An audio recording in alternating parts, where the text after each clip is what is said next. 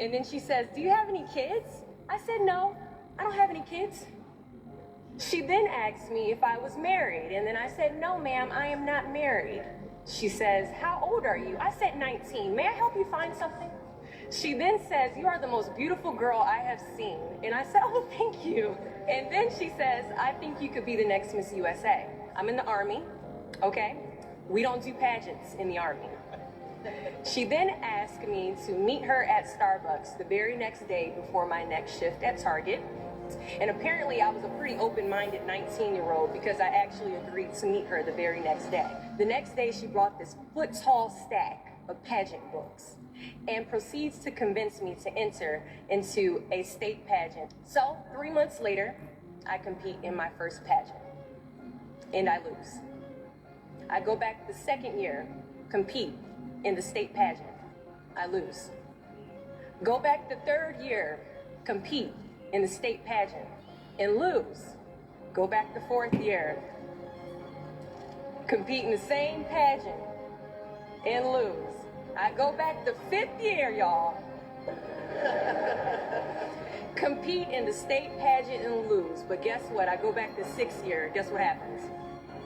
I lose.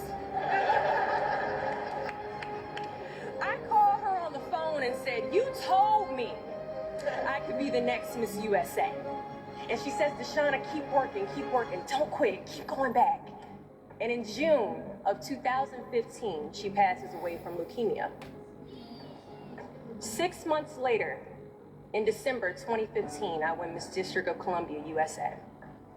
6 months after that, in June of 2016, I become the first soldier to win Miss USA.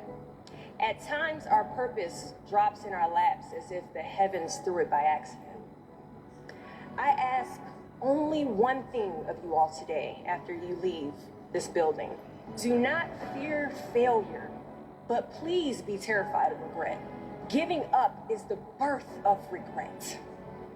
After you walk out this door, you will receive 100 doors shut, slammed in your face.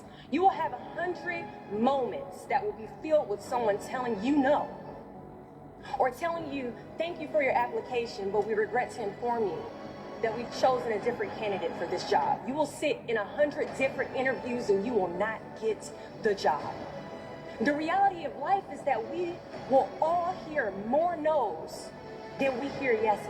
And we will fail a lot, and I mean a whole lot. But what I ask of you today is to not take no for an answer. Don't be afraid of no's. Be afraid of the possibility of a yes that you have prematurely destroyed because you decided to quit before the clock strikes 12. I love a good no. Please tell me no. Telling me no is like adding fuel to a fire that is now set ablaze because of your single no. So today I challenge you to fight, to work, to not stop here, to believe so heavily in your aspirations that you too will not fear the word no, but instead you will choose to welcome it.